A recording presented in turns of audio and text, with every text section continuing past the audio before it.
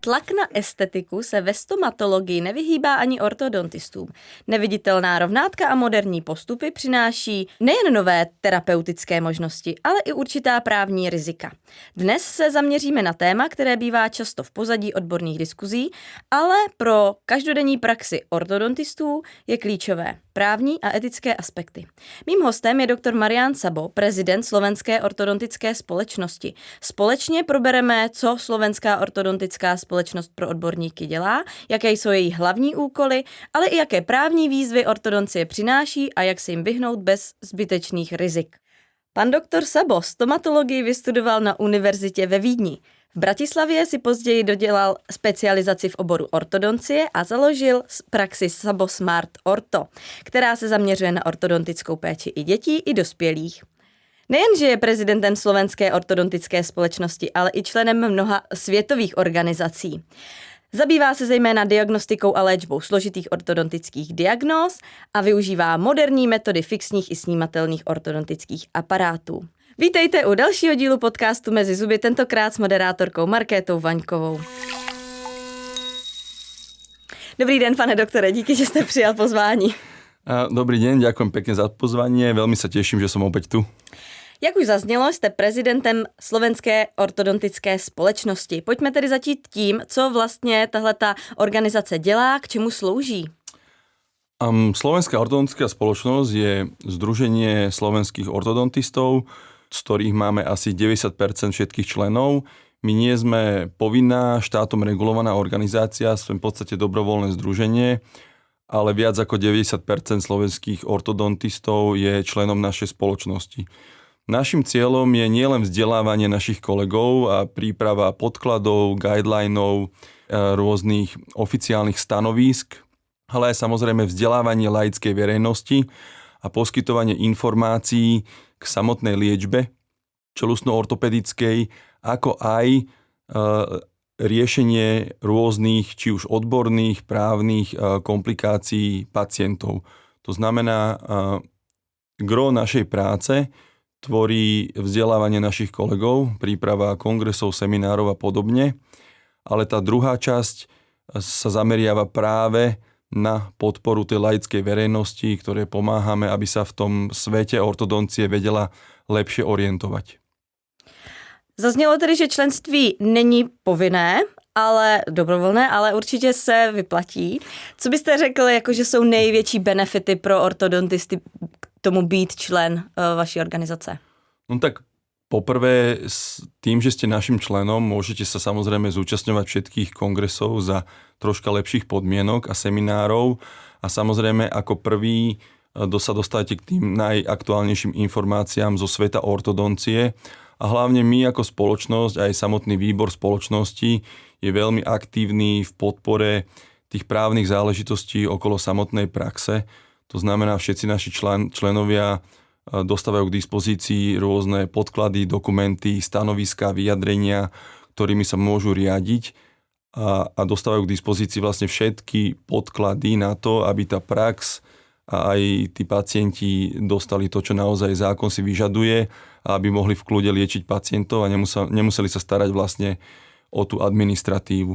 To znamená, my máme úlohou potom aj jednáme za tých ortodontistov v rámci rokovaní so zdravotnými poisťovňami, navrhujú sa rôzne revízne protokoly, to znamená, všetko to vykazovanie a tá administratíva okolo tej liečby sa rieši potom práve s tou našou spoločnosťou a tým, že kto je našim členom, má samozrejme výhody v tom, že sa o tom dozvie prvý a bojujeme za ňo, aby mal tie podmienky aj v rámci tej liečby čo najlepšie. No a samozrejme dostávate ako člen pravidelne časopis Čelusný ortopéd, kde sa práve prezentujú rôzne úspešne vyriešené prípady, sú tam rôzne rozhovory so zaujímavými svetovými ortodontistami a podobne. Čiže aj týmto spôsobom vlastne komunikujeme s tými našimi členmi a udržujeme ten kontakt nielen na tej odbornej, ale na tej sociálnej úrovni. Čili váš člen zůstává v obraze, co je vlastně z těch moderních postupů aktuální. Ono opravdu tím, že ta stomatologie obecně a samozřejmě i ortodoncie jde hodně dopředu. Já bych řekla, takovým velkým boomem posledních let jsou právě ta snímatelná neviditelná rovnátka. Tak určitě je potřeba, aby ti ortodontisté se v tom dobře orientovali. A vy jim s tím jistě pomáháte. Protože kdo už poslouchal předchozí epizodu s panem doktorem Sabem, tak vlastně to tam zaznělo, že právě u neviditelných rovnátek hrála vaše organizace poměrně velkou roli. Můžete to trošku zase připomenout, kdo třeba neslyšel, nebo i dovysvětlit? Áno, samozrejme. Fóliové aparáty na Slovensku prebieha ešte stále dosť veľká diskusia, taká jednostranná si myslím, že niektorí kolegovia, či už z radou zubných lekárov, ale iných odborností, si myslia, že fóliové aparáty nie sú čelusno-ortopedické alebo ortodontické pomôcky, ale je to len nejaká zdravotná pomôcka na estetickú korekciu zubov. Čo to znamená je, že veľmi často sme sa za posledné roky stretávali s prípadmi, kde vlastne rôzne praxe, a netýka sa to len zubných lekárov, bohužiaľ máme prípady, kedy tú liečbu poskytovali aj nejaké hlavné zdravotní sestry, alebo dokonca máme rovnátka od dentálnych hygienikov a hygieničiek, kde vlastne si ten zdravotnícky pracovník povedal, však už keď tu mám toho pacienta, aj mu vyrovnám zuby. A dohodol sa s nejakým slovenským výrobcom, ten mu vytlačil zo pár fólií a v podstate pacient nastúpil, ešte ani nevedel do čelusno-ortopedickej liečby. Bez diagnózy, bez dokumentácie, bez nejakého plánu, úplne naslepo zaplatil 3-4 tisíc eur za to, čo je samozrejme, tie ceny sa šplhajú u nás až do 200 tisíc eur za takúto liečbu, 200 tisíc korún, pardon, a po 2 rokoch zistil, že tie zuby sú oveľa horšie, ako boli na začiatku a prípadne o nejaké zuby prišiel, pretože sa mu vykývali a ten lekár ich dostal z kosti, pretože absolútne netuší, čo sa robilo. Toto sa začalo u nás diať na Slovensku zhruba pred 2-3 rokmi a viem to preto, že momentálne máme každý týždeň minimálne 1 až 2 podnety na liečbu, ktorá bola robená nelegálne. To znamená, že ten pacient zistil, že vlastne ho lieči nie ortodontista, ale nejaký iný pracovník zdravotnícky, že on vlastne 2 roky lekára vôbec nevidel, ale na začiatku tej liečby mu dal niekto krabičku, tam mal 50 fólií horných, 50 dolných a povedali mu, príďte sa o pol roka, o rok ukázať, že budete mať rovné zuby. No, nemal rovné zuby, mal poškodené zdravie, stratu 2 rokov času a ešte aj prišiel o peniaze. Ten dôvod, prečo sa to deje, je jednoduchý. Ako som už hovoril v tom prvom podcaste, na ktorý všetkých pozývam si ho vypočuť, najväčší americký výrobca stratil patenty, skrátim to, to znamená momentálne si môže fóliové aparáty v podstate robiť hocikto. Čo štát u nás trošička nezvláda, je kontrolu tých výrobcov, to znamená máme niekoľko slovenských výrobcov, ktorí sú absolútne neregulovaní, robia si s tými fóliami absolútne čo chcú. A tým pádom je ekonomicky veľmi zaujímavé aj pre tých výrobcov, aj pre tých nelegálnych poskytovateľov liečby, ako to nazývame, toho pacienta, keď už ho majú na ošetrenie zubov, mu tie zuby aj vyrovnať. To najväčšie riziko, a toto platí do komplikácií ortodontickej liečby, je, že neexistuje nič ako estetická korekcia zubov. To znamená, najčastejšia je situácia, s ktorou sa stretávame, príde dospelý pacient, ktorý má pokrývané dolné zuby, dolné rezáky, to sa volá terciálne stesnanie. Je to prirodzený biologický stav, kde tie predné dolné zuby veľmi zle odolávajú tomu tlaku žuvaciemu a aj tlaku tých ostatných zubov a mierne sa pokrivia. To znamená, čo si ten lekár bez špecializácie, čo si povie, no veď vyrovná mu len 6 predných zubov dolných. Ale z hľadiska ortodontistu je to extrémne náročné, že to urobiť. Pretože čo znamená, že vy pokrivené dolné zuby vyrovnáte? Z odborného hľadiska to znamená, že tie zuby sa vám vyklonia dopredu a vystúpia dohora. Prečo? No lebo to je klasická komplikácia pri tých ortodontických pohyboch.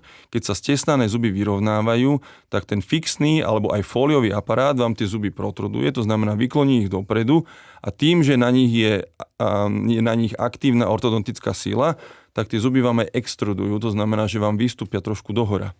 Čo to znamená? Vy tomu pacientovi kompletne zmeníte zhrys.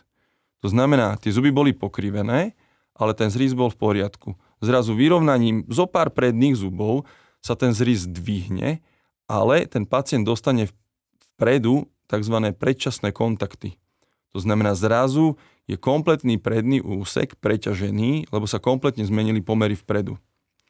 Pretože čo ten zubný lekár nevie, ktorý to robí, je, že pri vyrovnávaní tých dolných rezákov sa musia horné zuby intrudovať, aby tam vzniklo miesto. Ale toto žiadna liečba od toho zubára, ktorú som ja mal možnosť hodnotiť, neurobila.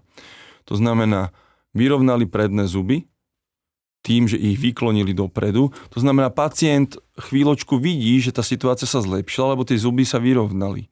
Lenže po pár mesiacoch zistí, že nejakoho tie zuby pobolievajú, pretože sa zmenia pomery, zmení sa zhrys, nastanú tam predčasné kontakty, preťaženie tých predných zubov, začínajú sa mu odhalovať krčky, začína mať problémy s temporomandibulárnym kĺbom a to už sa začína všetko nabalovať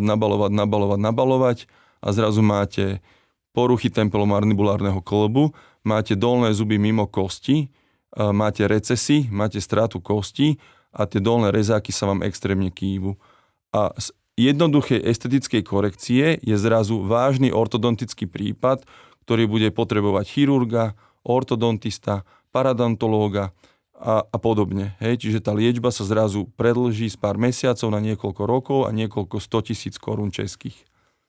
A je to vlastne tím marketingem, že z toho začíná byť dobrý biznis. Je to obrovský biznis, pretože každý túži byť pekný, mať krásny úsmev, lebo to zvyšuje to osobné sebavedomie a ten pocit, že som sám so sebou spokojný. Mm-hmm. To znamená, ono to nevplýva len na osobnosť samotnú toho pacienta, ale aj na svoje okolie. Výrazne lepšie vplývate.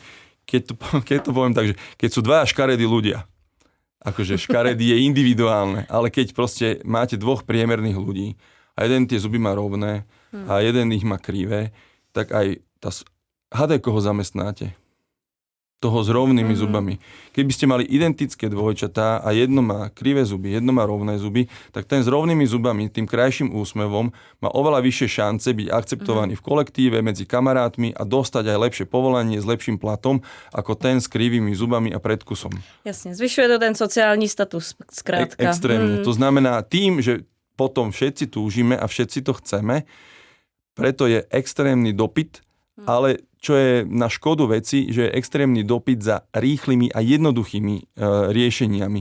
Nikto si nechce nájsť čas a ísť do dvojročnej poctivej liečby u ortodontistu adekvátne ohodnotenej. On to chce rýchlo, na fóliách a potom sa stane to, že si myslím, že dám si na pár hodín na noc niečo do úst a zuby sa mi vyrovnajú. To je samozrejme absolútny nonsens. A jak to tedy řešíte na úrovni právě té odborné společnosti? My to riešime dvoma spôsobmi. Samozrejme, snažíme sa informovať verejnosť, že sa niečo takéto deje. My pravidelne organizujeme rôzne tlačové konferencie, vydávame stanoviská, sme v kontakte s ministerstvom zdravotníctva a aj štátnym ústavom, ktorý má na starosti zdravotnícke pomôcky.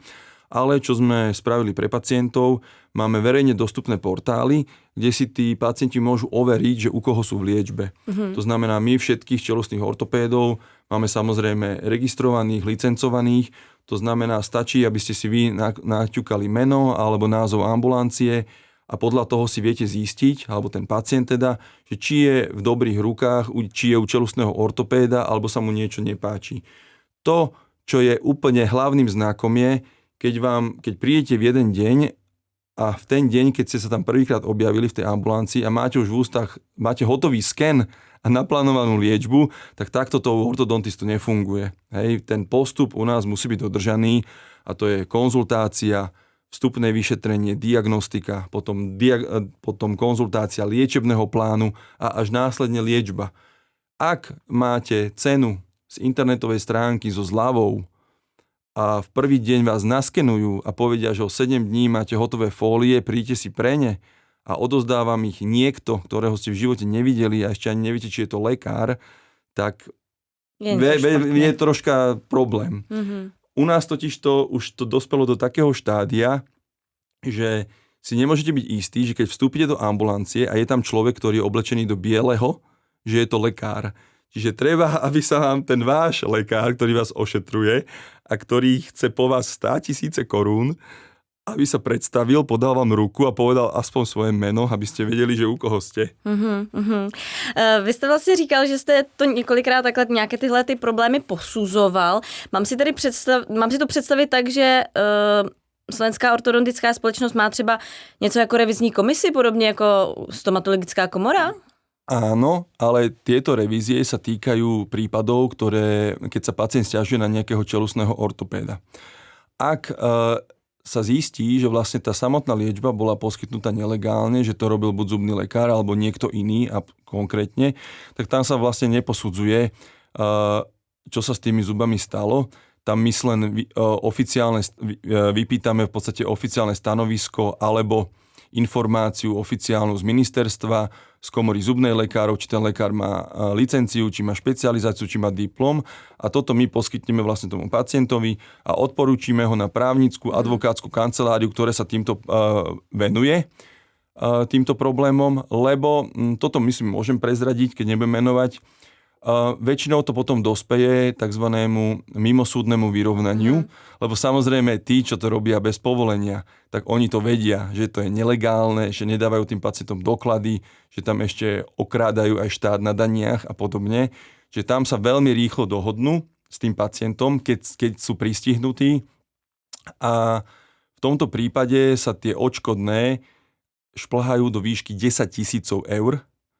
To znamená, to sú 100 000 českých korún, ktoré potom tá prax vyplatí tomu pacientovi. A toto je jediný spôsob, ako tú situáciu zvrátiť. Lebo žiaľ, keď ideme my sme samozrejme skúšali na začiatku ísť po dobrom, v podstate tou oficiálnou cestou, ale to znamená, že podať nejaký podnet na úrad pre dohľad, lenže čo sa stalo vo väčšine prípadov je, že to konanie trvalo extrémne dlho, a ten pacient po 9-10 mesiacoch dostal do ruky papier, že áno, ten lekár to robil bez povolenia a nedodržal vlastne zákon a my tomu lekárovi dávame 500 eur pokutu. To znamená, že ten pacient 1 rok nikto na neho nemohol siahnuť, lebo samozrejme, keď tam je nejaký problém, tak kým ten problém nie je doriešený aj právne, tak žiadny kolega nemôže v tej liečbe pokračovať alebo tú liečbu opraviť. Tak povediac, ten stavať do poriadku, lebo to nie je právne doriešené a môže s tým byť problém. Takže na tom vlastne bytý ten pacient. Áno, čiže presne tak. A my sme vlastne zistili, že ten pacient len čaká, má potom nejaký papier v ruke, ktorý jemu nejako nepomôže. Lekári väčšinou dostávali tým, že tie úrady to brali ako prvé porušenie zákona na tej nižšej sadzby, dostávali menšie pokuty. Čiže cesta, ako toho pacienta chrániť a ako mu pomôcť je proste okamžite to posunúť na jeho právneho zástupcu, vyžiadať si ako ortodontická spoločnosť všetky potrebné dokumenty, lebo my ich väčšinou dostaneme obratom, všetko to teraz funguje elektronicky samozrejme, takže do týždňa má pacient dokumentáciu, má vyjadrenie od relevantných inštitúcií, že čo sa tam vlastne stalo a potom už je na jeho právnom zástupcovi, aby tú situáciu v jeho prospech doriešil, lebo takýto stav je potom uzatvorený, takýto prípad je uzatvorený v priebehu niekoľkých týždňov a ten pacient potom môže smelo ísť normálnemu čelusnému ortopédovi, začať novú liečbu, nechať si vysvetliť tie problémy a tak ďalej a proste dotiahnuť to konečne do toho úspešného konca.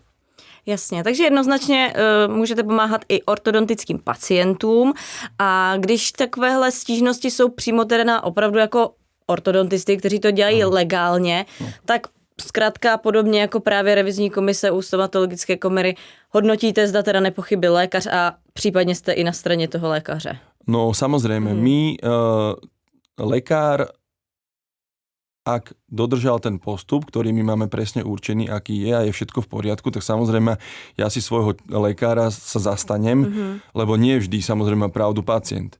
To znamená, do toho ten pacient musí zapojiť aj štátny úrad pre dohľad nad zdravotnou starostlivosťou. To znamená, tam je to potom taký súboj posudkov. Hej, to znamená, vždycky si jedna strana vyžiada posudok, druhá strana si vyžiada posudok a zváži sa, že aké percento vlastne pochybenia alebo zanedbania tých povinností je. Ale samozrejme, ak ten lekár všetko dodržal, čo mal, to minimum, a z pohľadu pacienta tá liečba nedopadla na 100%, ale ja vidím, že je tam výrazné zlepšenie toho stavu a že ten lekár si splnil všetky povinnosti a ten pacient proste chce po ňom takmer nemožné, tak toto samozrejme, my si tých členov samozrejme chránime, lebo zas dá sa povedať, že nie vždy je to na vine lekára, že niečo sa úplne na 100% nepodarí. Ahoj, som Martina Sakošová a stretnem sa s vami v ambulanciách na západnom a strednom Slovensku. Naše Sonicare, kevky, hlavice a Zoom sú pre vaše ambulancie ako vitamíny a rozžiaria úsmev vašich pacientov. Všetky kontakty na našich špecialistov nájdete na philips.sk/dentálna-starostlivosť. Nicméně myslíte si, že právě příchod těch nových technologií, opět zase se vracíme k těm foliovým rovnátkům, jak si změnil třeba etické standardy některých lékařů? A myslím si, že nie, že zmenil, ale posunul ich na oveľa nižšiu úroveň, ako boli predtým. Pretože spolu s tými foliovými aparátmi, ale nie len tie foliové aparáty, ale celá tá ortodoncia sa výrazne posunula do digitálneho sveta, do digitálneho plánovania, diagnostiky a tak ďalej, ktoré vlastne zahŕňa aj využívanie umelej inteligencie na to, aby plánovala tie zuby. Ale bavíme sa len o plánovaní. To, čo sa reálne deje v ústach a či tie pohyby naozaj sú reálne a tá biológia kosti a pohybu zubov je schopná ten plán vlastne naplniť, to už to stále zostáva úlohou toho ortodontistu. Tomuto sa nikdy nevyhneme, tej zodpovednosti. Čo žiaľ vidíme je, že spolu s tým technologickým postupom niektorí kolegovia celé to plánovanie a to diagnostiku si myslia, že môžu odsunúť na stranu toho výrobcu tých fóliových aparátov. Toto predtým pri fixných aparátoch možné nebolo. To znamená, že vy, keď ste si naplánovali fixný aparát, nalepili ho sám, vybrali tú sekvenciu drôtov, vyťahli alebo nevyťahli niektoré zuby, neextrahovali a menili ste tam v podstate celú tú biomechaniku ste si nastavili a tú liečbu ste mali stále pod kontrolou. Relatívne často sa tie fixné aparáty kontrolujú. Momentálne s rôznymi monitoringami tých stavov, digitalizáciou pri tých fóliových aparátov to niektorí lekári sa snažia čo najviac to odstrčiť na stranu toho výrobcu, pričom si neuvedomujú, že ten výrobca nie je zodpovedný za ten liečebný plán a ani vy ako lekár netušíte, že kto tie fóliové aparáty vyrába a akú tú sekvenciu si zvolí. Lebo u nás sme sa stretli aj s prípadmi, kde vlastne lekár nemusel mať ani sken, ale len poslal otlačok do firmy, do výrobcovi a tým poslali rovno aparát. Bez plánu, bez možnosti do toho plánu nejako zasiahnuť. To znamená, že či na strane tej firmy tam je nejaký technik, nikto netuší. Či tam je niekto z ulice, ktorého zaškolili posunúť zuby do oblúka na 2 kliky, to absolútne netušíte. To znamená, že tie digitálne technológie nám výrazne pomáhajú, ale vedia situáciu aj extrémne zhoršiť, keďže pri niektorých prípadoch sú schopné v podstate nahradiť tú prácu ortodontistu do takej miery, že niektorí tí ortodontisti si myslia, že celá tá zodpovednosť je potom na tom výrobcovi. A to nie je nikdy pravda. Jasně. Tak budeme věřit, že alespoň většina ortodontistů v Česku i na Slovensku jsou zodpovědní a morálně pevní lékaři. Ono je to, viete, ono sa to dá veľmi ľahko zistiť aj na tom, a to medzi kolegami je úplne jasné, akože o tomto v rámci ortodontickej spoločnosti na Slovensku ani v Čechách nie je žiadna debata. Totižto každý svetový výrobca tých aparátov vám dáva k dispozícii tools alebo software alebo program, kde vy si ako ortodont plánujete tú liečbu. Hej, to znamená, vy tam umiestňujete attachmenty, lepíte gombíky, robíte cutouty, plánujete tú sekvenciu pohybov, plánujete si umiestnenie attachmentov, presný pohyb zubov a tak ďalej. To znamená, že ako náhle vy to v tom softveri naplánujete, dáte žiadosť tej firme, prosím, vyrobte mi aparát s takýmito posunmi, s takýmto výsledkom, oni vám to vyrobia. Kdežto keď máte výrobcu, ktorý nemá žiadny software k dispozícii a vy mu pošlete len sken a on pošle naspäť hotový aparát, tak presne si to vyberú, ako ste povedali kolegovia, u ktorých tá morálka a etika je na úplne inej úrovni, ako by mala byť, pretože tá zodpovednosť sa nedá hodiť na tú firmu, na toho výrobcu, akože oni si robia biznis, to znamená, oni chcú zarobiť, oni chcú prežiť, čiže ja chápem, prečo to takto riešia, ale by som chcel kolegov upozorniť, že nech si prečítajú ten drobný text v tej zmluve, kde je napísané, že kompletná zodpovednosť za tú liečbu je na samotnom lekárovi a výrobca neručí absolútne za nič. On neručí za to, že to bude fungovať, on neručí za to, že tie zuby budú rovné, on len dodal zdravotnícku pomôcku na základe toho, že mu ten ortodontista ho o to písomne požiadal. Každopádně u lékařů, kteří tady všecko dělají tak, jak mají a berou tu zodpovědnost na sebe, se někdy může stát, že pacient nebude spokojen. A už jsme si několikrát řekli, že důležitá je potom vlastně mít správně vedenou dokumentaci. Takže k tomu bych se ještě ráda takhle trošku vrátila, ale spíš to rozebrala. Informovaný souhlas a správně vedená dokumentace. Je tam něco, co byste právě zase z těch svých zkušeností prezidenta ortodontické společnosti nejak vypíchl, na co si tady dávat pozor? Áno, a to je, že my sme zistili pred pár rokmi, že vlastne tie informované súhlasy sú medzi kolegami v katastrofálnom stave. To znamená, že neboli tam vôbec komplikácie liečby. Niektorí kolegovia tam nemali napísané, že existuje nejaký retenčný protokol, hej, že po tej liečbe sa tie zuby držia naďalej rovné, že aké sú komplikácie, ktoré sme už spomínali, rezorpcie koreňov, straty kosti, aj devitalizácia zuba. Ak na ten zub naložíte príliš veľkú silu, môže ten zub devitalizovať, odumrieť a zrazu ten pacient potrebuje endo. To sa niekedy nedá odhadnúť. Hej? To znamená, že vy aj keď dodržíte ten postup, môže sa stať, žiaľ, že ten zub proste to neprežije, tak povediac, čo není vaša chyba, proste je to komplikácia zriedkavá, ale je to komplikácia. Čiže my sme sa vlastne rozhodli pre pár rokmi, že v rámci spoločnosti nachystáme kompletný informovaný súhlas. Je to šialených 15 strán textu, ale obsahuje proste všetky komplikácie, všetky právne poučky, všetky informácie o liečbe, o postupe, o ktorých musí ten pacient byť informovaný. My to tým svojim kolegom a členom dávame samozrejme k dispozícii, pretože napríklad aj informované súhlasy výrobcov fóliových aparátov nesplňali na Slovensku zákonom stanovený predpis, ako ten informovaný súhlas má vyzerať. Čiže my sme to vyriešili veľmi jednoducho a to je, že všetci používajú univerzálny informovaný súhlas, ktorý zahŕňa aj liečbu či už fixnými, klasickými snímateľnými platňami alebo aj tými fóliovými aparátmi. A samozrejme, ak má ten lekár nejaké inštrukcie navyše alebo nejaký leták, kde ešte rozširuje tie jednotlivé, to môže použiť, ale ten informovaný súhlas je absolútne štandardný. Čo sa týka tej dokumentácie, toto je ďalší veľký posun, sa podarilo uskutočniť na Slovensku tento rok, kde v spolupráci so zdravotnými poisťovňami sa vlastne dohodol nad rámec zákona, aký má byť postup tej ortodoncie, a to znamená, že u nás budú fotografická dokumentácia konečne povinná.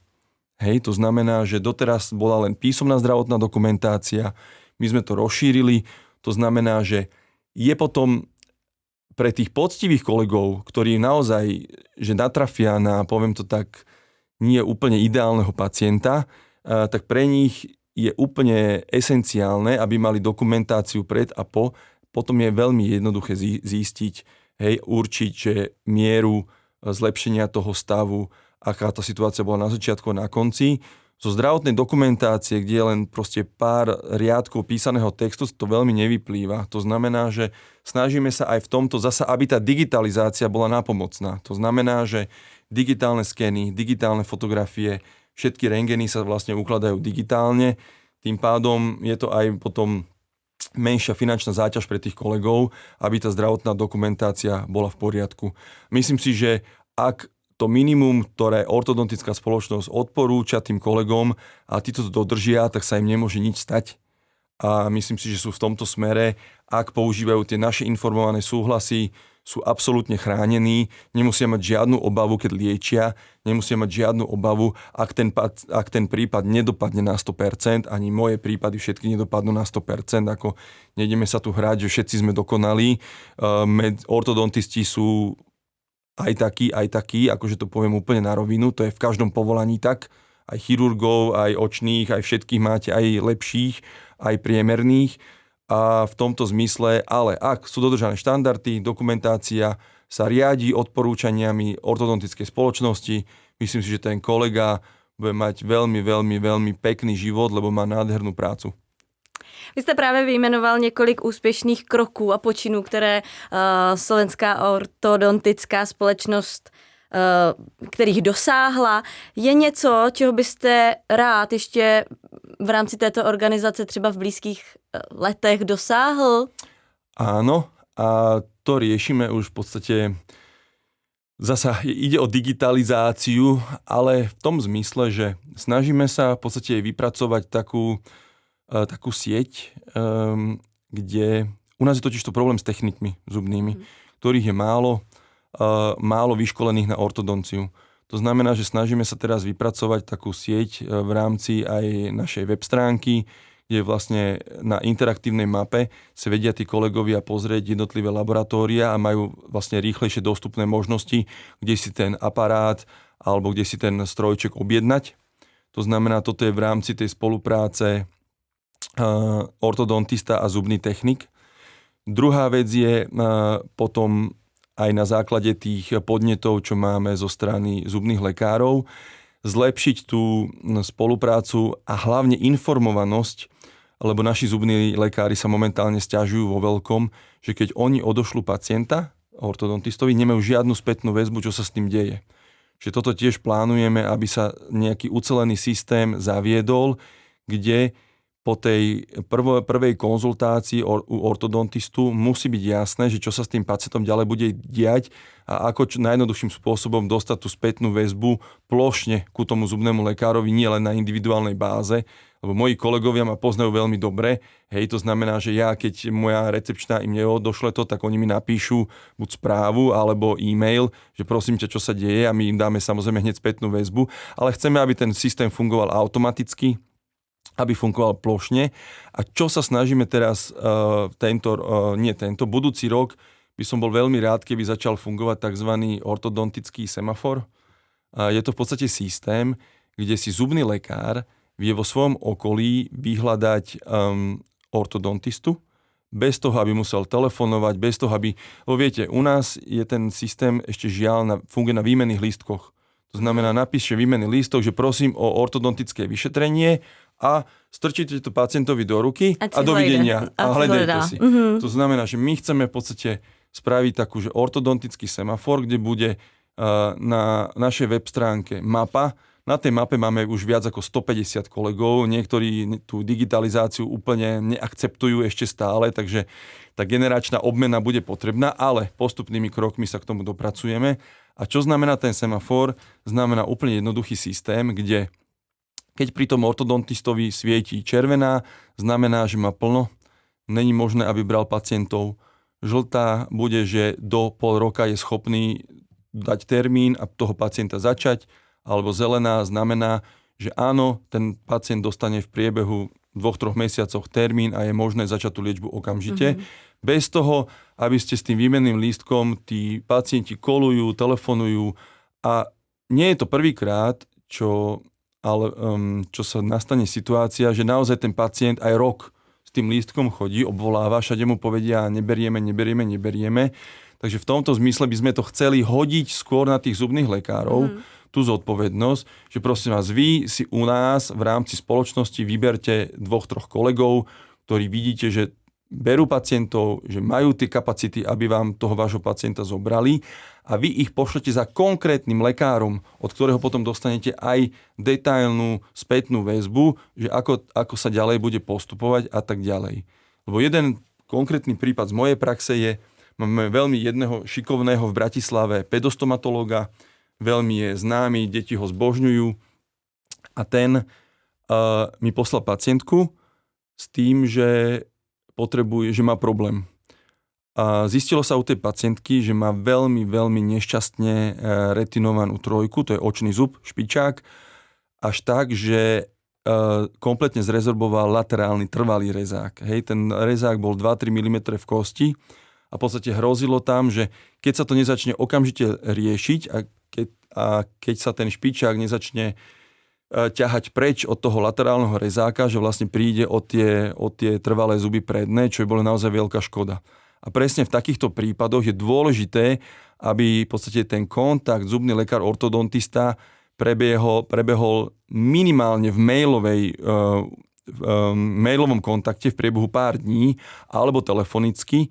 A samozrejme nie, že keby on dal pacientovi výmenný lístok a napísal tam, že je tam nevyrastená alebo retinovaná trojka a nájdete si ortodontistu, tak o pol roka to dievčatko 11-ročné má tu dvojku už v koši. Jasně. Takže to je velmi dobrý podnět, no tak budeme držet palce, aby se vám podařilo toho dosáhnout a určitě pak budeme doufat, že podobné kroky nastanou i u nás v Česku. Určitě. Nám už zbývají pouze zase 3 závěrečné otázky, pane doktore, už jenom stručně. Čím byste byl, kdybyste nebyl ortodontistou? Ja mám veľmi rád technológie, počítače a asi by som bol profesionálny hráč. Čeho? Jako... Gamer. Áno, gamer.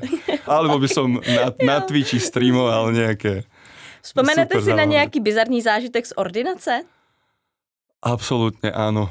Tých bizarných zážitkov je tak strašná spústa, ale v krátkosti poviem, že bol to zážitok, keď na plánovanej liečbe, kde pacient dostával podnebný aparát, ktorý bol na skrútkach, to sa volá skeletálne kotvený distalizér, to aby sme zabránili extrakcii zubov, tak niekedy tie zuby treba ten aparát sa ukotvuje do podnebia a tie zuby sa posúvajú dozadu.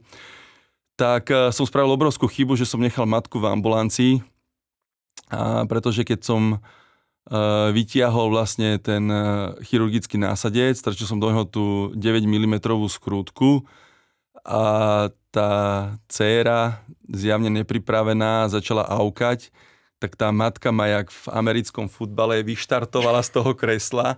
Normálne ma 2 metre zložila na zem, mi dala taký tackling, že sme povedali, že tak toto asi není vhodný pacient na takú komplikovanú liečbu. Takže nebezpečná práce. Áno, nebezpečná práce, kde matka začala potom po mne kričať, že chcem zabiť jej dceru a podobne. Takže to sme troška podcenili prípravu, aj keď, chápete, konzultácia, vstupné vyšetrenie, konzultácia liečebného plánu prebehla, aparát sa objednal, to znamená, že ten tackling, kedy som ja skončil na zemi, to bola posledná kvapka a tá liečba samozrejme sa nedokončila a ani sa nezačala. No a jak začínáte svůj den, když nemusíte ráno vstávat do práce? Kávou. Otevřeli jsme téma, které by mělo zaznívat mnohem častěji, protože právě právní jistota a etická transparentnost jsou stejně důležité jako precizní klinická práce. Za vhled nejen z pohledu lékaře, ale i prezidenta ortodontické společnosti na Slovensku moc děkuji dnešnímu hostu, kterým byl pan doktor Marián Sabo. Díky, že jste přišel. Ďakujeme veľmi pekne. Pekný deň. A s našimi posluchači se už brzy opět slyšíme u podcastu Mezi zuby.